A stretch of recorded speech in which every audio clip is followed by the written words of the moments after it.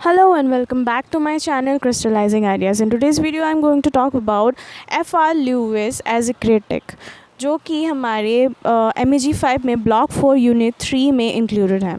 So without wasting much time, let's move ahead. F.R. Leavis का पूरा नाम Frank Raymond Louis था, जिनका जन्म 1895 में हुआ था.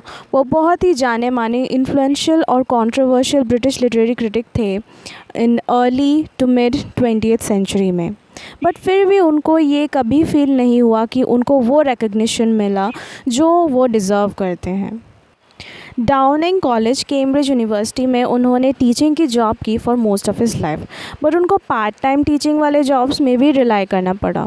उन्होंने एक क्लोज रिलेशनशिप बनाया क्वीनी डॉरथी रॉथ से, जो वो खुद भी एक इंग्लिश लिटरेरी क्रिटिक थी, जिनसे उन्होंने शादी भी कर ली थी.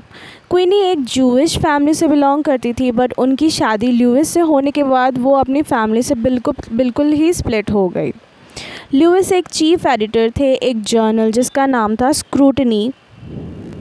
ऑल्दो इसने फाइनेंशियली लुइस को कोई हेल्प नहीं की, बट ये बहुत ही इन्फ्लुएंशियल और फेमस था. F.R. Louis T.S. एलियट से बहुत इन्फ्लुएंस थे. F.R. लुइस को एक क्लियर नॉलेज था लिटरेरी क्रिटिसिज्म के बारे में, and he is regarded as the charismatic and undisputed leader of the critical world of England. F.R. Leavis मानते हैं कि लिटरेरी हिस्ट्री और बायोग्राफी पे फोकस ना करके हमें वो टेक्स्ट जिसको हम क्रिटिसाइज़ करते हैं उसकी क्लोज रीडिंग करनी चाहिए. जो टेक्स्ट है उसके वर्ड्स पे फोकस करनी चाहिए रेदर देन जो थियोरीज़ उस टेक्स्ट के बारे में हैं. Criticism according to Leavis objective होनी चाहिए ताकि सही जजमेंट ऑफ द टेक्स्ट निकल के आए. लुइस का जो क्रिटिकल मेथड था टेक्स्ट एनालिसिस का, वो बहुत हद तक T.S. एलियट से मिलता था, क्योंकि वो एक टीचर भी थे. तो उनके क्लासरूम में उनके स्टूडेंट्स के रिएक्शन, उनके रिस्पॉन्स से भी वो अपना क्रिटिकल वर्क आइडियाज़ को एक्सप्लोर करते थे. उनका एक बहुत famous work mass civilisation and minority ये एग्जामिन करता है कि किस तरह हम अपने मोरालिटी और एस्थेटिक टेस्ट को मेंटेन कर सकते हैं. वो ट्रेडिशन को मेंटेन करने को लेकर बहुत सीरियस थे, जैसे कि T.S. एलियट भी बहुत सीरियस थे, जिसने लुइस को मोटिवेट किया अपने इस वर्क को लिखने के लिए. लुइस एक टेक्स्ट के फॉर्म पे ज़्यादा ध्यान नहीं देते थे, बट कंटेंट पे ज़्यादा फोकस करते थे. लुइस अपने टाइम में एक बहुत ही कंट्रोवर्शियल क्रिटिक थे. उनको एक चीज़ के बारे में बहुत ही ज़्यादा क्रिटिसाइज़ किया जाता था कि उनके वर्क्स को जस्टिफाई करने के लिए उनके पास कोई थियोरिटिकल बेस नहीं था.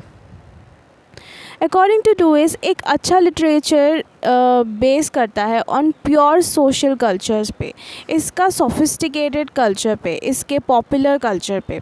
किसी एक पार्ट ऑफ कल्चर को फोकस करके जो लिटरेचर बनता है वो बहुत टाइम तक नहीं चलता, परमानेंट नहीं होता एंड लूजेस इट्स अपील. तो तीन चीज़ें बहुत ज़रूरी होती है एक लिटरेचर को बनाने के लिए.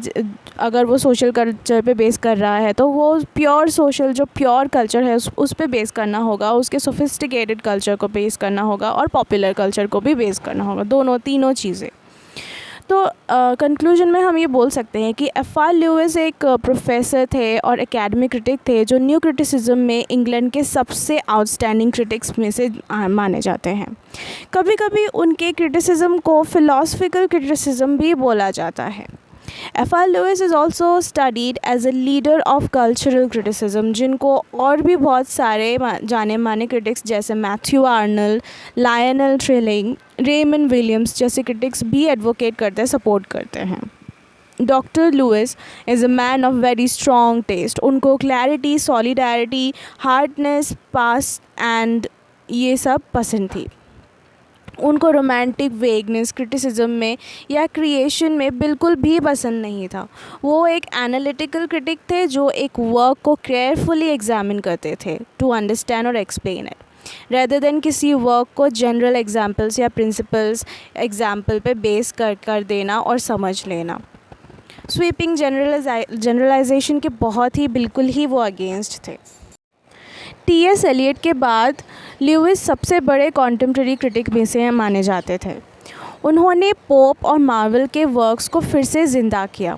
करने की कोशिश की। उन्होंने लिटरेरी क्रिटिसिज्म पे इतना वर्क किया जैसे टी.एस. एलियट ने इंग्लिश पोइट्री पे किया था।